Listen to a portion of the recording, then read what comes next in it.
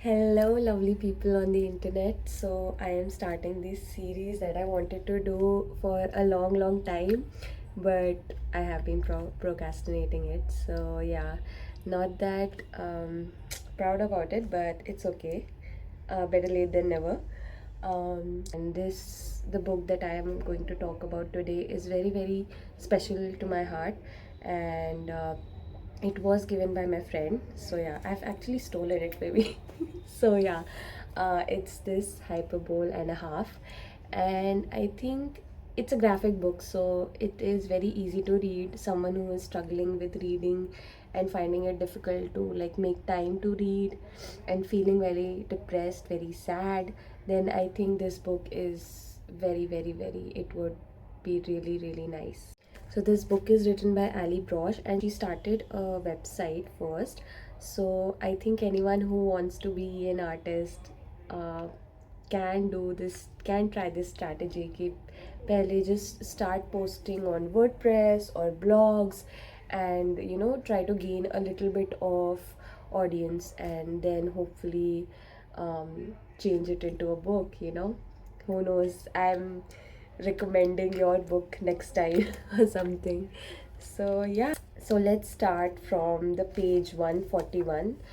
And the intention of doing this is just to have a community where we are reading something together, which is like, of course, making me um matlab, it's so much important, and it's कभी कभार तुम कोई चीज़ें पढ़ते हो and it feels like you my God I want everyone to know this, like this is how I feel and I want to share it to the world. I want to share it with others that this is what I feel, but I'm actually unable to articulate it in the words. So, like, someone else is articulating. So, yeah, my work is easy and I can just share that. So, yeah, this is like one of those books, I would say. So it starts from soon afterward. I discovered that there's no tactful or comfortable way to inform other people that you might be suicidal. And there's definitely no way to ask for help casually. So I guess आपने सुना होगा, या फिर anyone who is a psychologist or is practicing would know that कभी भी suicide की बात आती थी, so everyone used to get very scared because it is a very scary thing, like someone who can even imagine to or feel like not living. And just talking about it, training, suicidal gatekeeping training hoti hai that psychologists have to do, so it's very emotional journey, and everyone has to go through it, especially the psychologists, psychiatrists who are working in the field of mental health, um, because it is a very important thing. It is one of the, I think, main crux of the mental health aspect, whole mental health field. That is why I feel that one of the main reasons that the mental health field is there for, is made for. So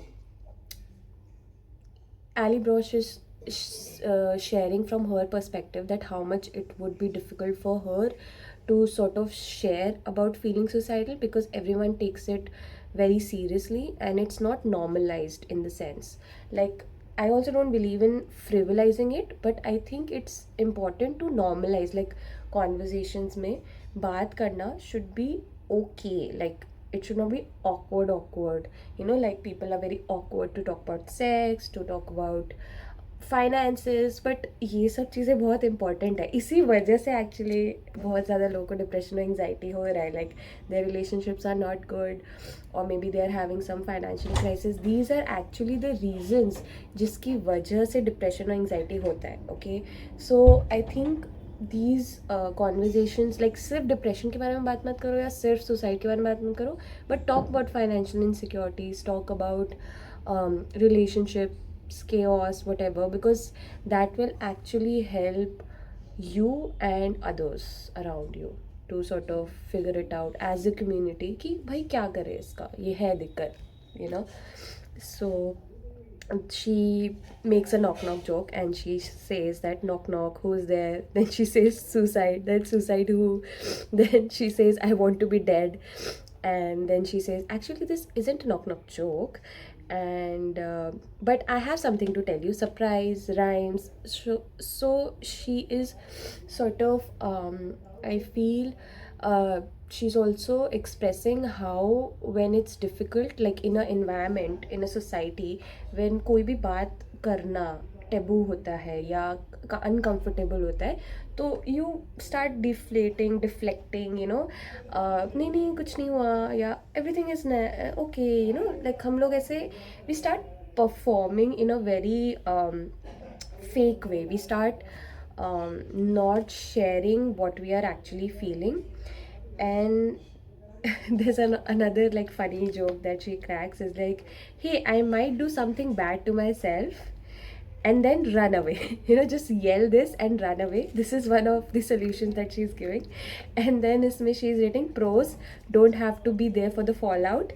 Cons: confusing and alarming, of course. So this is so funny, like the way she has written it. I mean, like, I love her mind. I love how she has expressed it. I mean, I have literally felt every single word that she has written, but I could never imagine to express it like this. That's what I truly, truly love about her. Another solution that she gives is write on face, like literally write on your face and wait for someone to notice. And उसमें she has written, please help, I have lost control of my life. And वो control दिख भी नहीं रहा है because the face is too short. So उसमें star करके she has written, maybe, but face probably not big enough.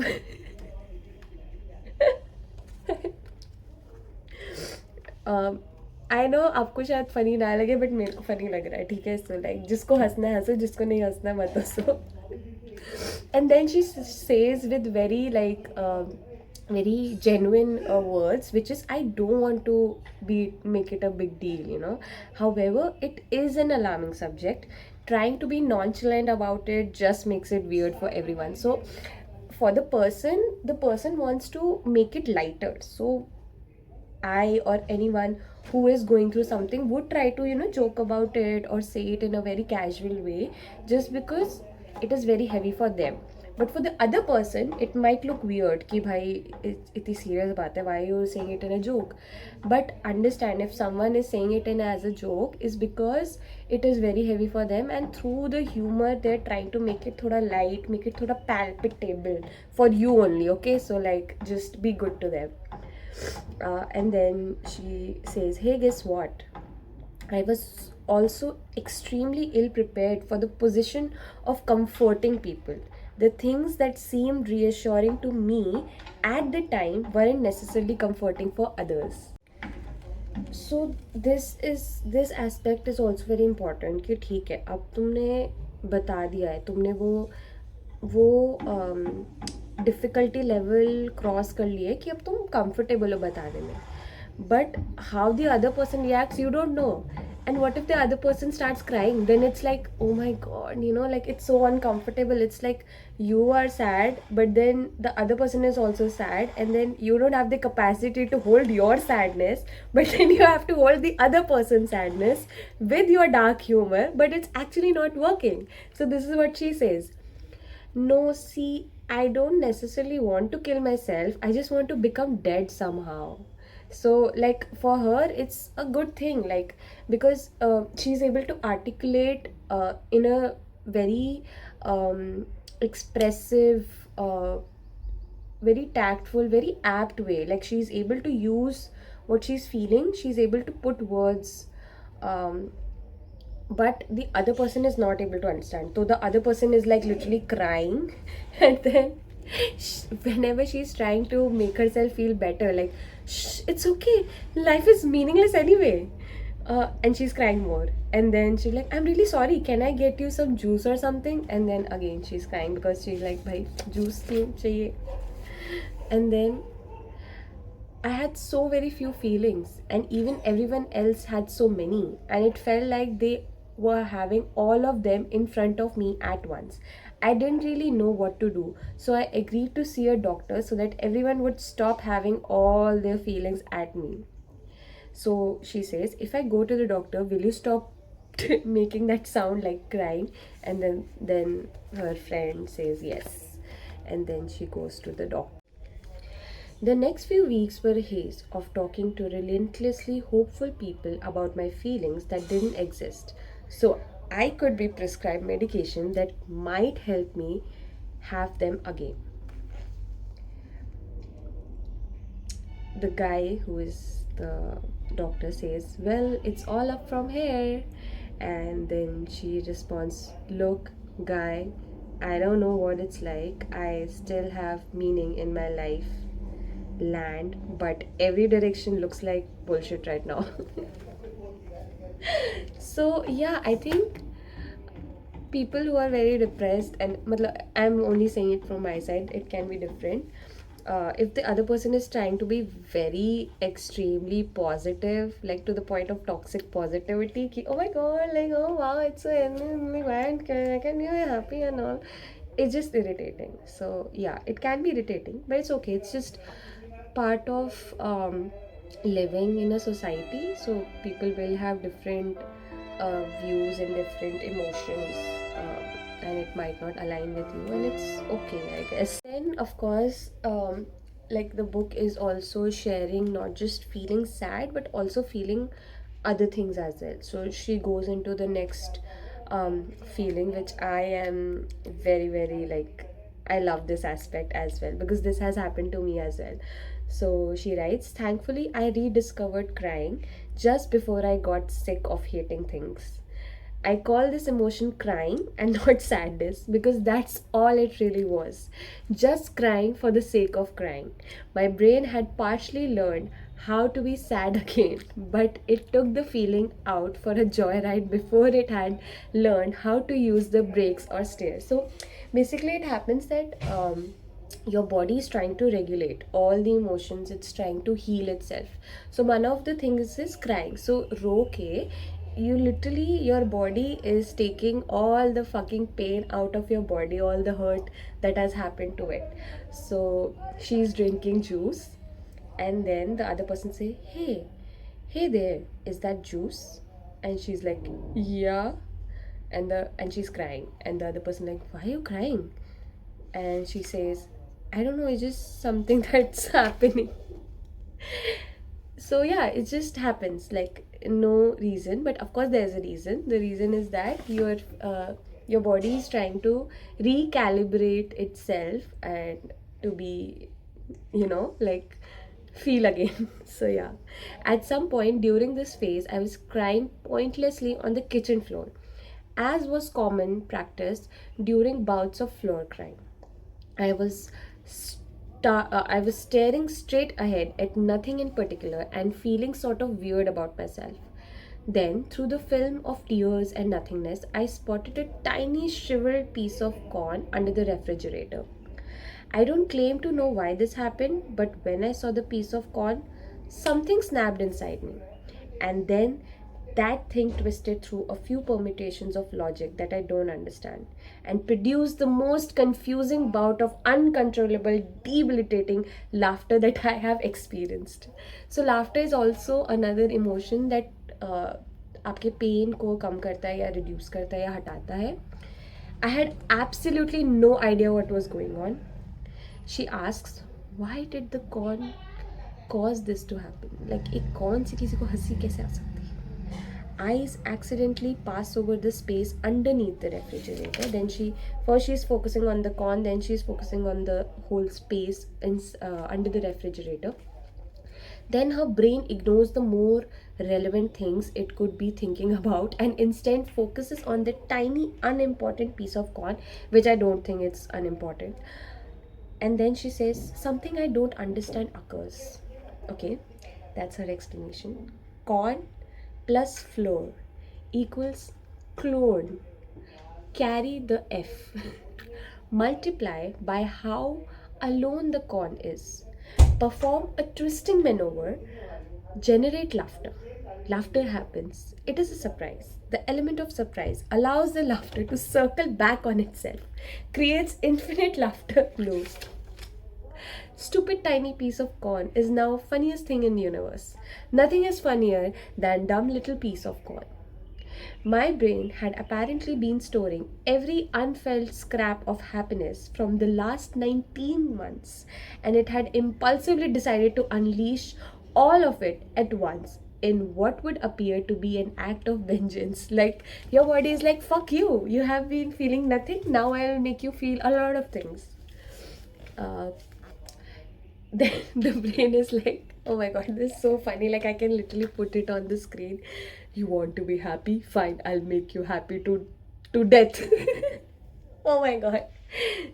The piece of corn is the funniest thing I've ever seen, and I cannot explain to anyone why it's funny. I don't even know why. If someone ever asked me what was the exact moment where things started to feel slightly less shitty, instead of telling a nice, heartwarming story about the support of people who loved and believed in me, I'm going to have to tell them about the piece of corn. And then I'm going to have to try to explain that no, really, it was funny because see the way the corn was sitting on the floor, it was so alone, and it was just sitting there. And no matter how I explain it, I'll get the same confused look. So maybe I'll try to show them the piece of corn and to see if they get it. They won't, they things will get even weirder. Look, how tiny and shriveled it is. It was all by itself. Why aren't you laughing yet? Anyway, I wanted to end this on a hopeful, positive note, but seeing as how my sense of hope and positivity is still shrouded in a thick layer of feeling like hope and positivity are bullshit, I'll just say this: nobody can guarantee that it's going to be okay. But, and I don't know if this will be comforting to anyone else, the possibility exists that there's a piece of corn on a floor somewhere that will make you just as confused about why you're laughing as you have ever been about why you're depressed. And even if everything still seems like hopeless bullshit, maybe it's just pointless bullshit or weird bullshit or possibly not even bullshit. And she has written, like, she has done a beautiful drawing of a rainbow and herself, and it's written maybe everything isn't hopeless bullshit. And then she writes, I don't know, but when you're concerned that the miserable boring wasteland in front of you might stretch all the way into forever, not knowing feels strangely hope like. So I think I loved this aspect of the this part. It's like it ends in 156 page, and the fact that I love it so much is that how it is walking us through all the phases of depression, or whenever a difficult moment happens, we do go through a lot of questioning that why is it happening, uh, why me, or what's the reason. And I think somewhere down the line, as psychologists or just as humans, if you are into academics, you will figure out, or you will try to understand, or I have like what I have come to understand is that humans are meaning making machines. So we will have logic for everything. We love to create logic, to create reasons for everything. But it's usually subjective. Like the reason that I am giving is what I am looking at, or how I am looking at things, and it's not the objective, all rounder truth, or like the absolute truth. And there's no such thing as absolute truth. And so when there's no sort of understanding of why I'm feeling depressed and there's no reasoning, it becomes very it can induce a lot of anxiety in us. So rather than giving ourselves explanations that maybe it's happening because of generational trauma, maybe it's happening because you have suppressed a lot of emotions, maybe it's happening due to the childhood, you can also have this understanding, which I sort of try to incorporate, is that I would never know the reason, like because all these factors, things happened at once at that particular time, you know. So it's really unexplainable. I also don't want to give bullshit reasons like a lot of religious beliefs, and other thing will say karma and whatnot. And so all these reasons that we have created in any sort of field or any sort of be it academics or other things, the social aspects, the books, the religion, the Bible, anything that have told you any reason for anything bad that is happening to you or has happened to you, is just a reasoning to give, to fulfill your own sort of satisfaction, to make you feel ki ha, okay, that is the reason. So if that reason makes you feel satisfied, then good. If it's not, then just accept that it is difficult to like have only one reason. There can be many reasons. The reasons can be unknown always. Still in a lot of about the world, the nature, the universe, we don't know, and we are still figuring out. So um, that is how important it is to shift our mindset, on just focusing on the process, or how it is happening, or how I'm feeling in the present, rather than why it happened. Because the why will bring a lot of anxiety, will bring a lot of chaos, will bring a lot of confusion. And if only you have the capacity to hold that many conflicting ideas, then only you will be able to come out of it. But if you don't have it, then I would just say don't go into um, that thinking, or that thinking loop, or that unending loop, because it is actually very enormous. The the pool of knowledge, so called, and to know about the world is so much, it's so big that your brain will literally explode. So don't pressurize yourself to know everything, and just give yourself that, yeah, abhi nahi pata, maybe in future I'll get to know it. I'm in this journey, I'm living my life, and I'm enjoying my life, and I'm थोड़ा थोड़ा step by step मैं एक एक चीज़ें सीख रही हूँ, या सीख रहा हूँ, या I am learning, and I figure it out, like it's okay, like अभी मुझे नहीं पता कि मैं डिप्रेस क्यों हूँ, तो it's okay. I was asked to record like camera wise, but I'm doing it front, like a front camera thing, because I think I feel this is more comfortable for me. And also I'm not using mic, so it's just the speaker, the phone speaker, that is hopefully voice aa rahi hai. And yeah, so I'm really bad at following instructions, and if you're also struggling with that, I would suggest, please just focus on surviving. Please don't follow instructions if you're not able to do it, because sometimes instructions are very difficult. They're also very political. They are against your values. They are literally asking you to shrink, to not have any sort of respect, to not have any sort of dignity, and just people expect you, or people in power expect you to just follow and not say anything, and not demand anything, not have basic dignity, basic um, self-respect. So yeah, like don't do that.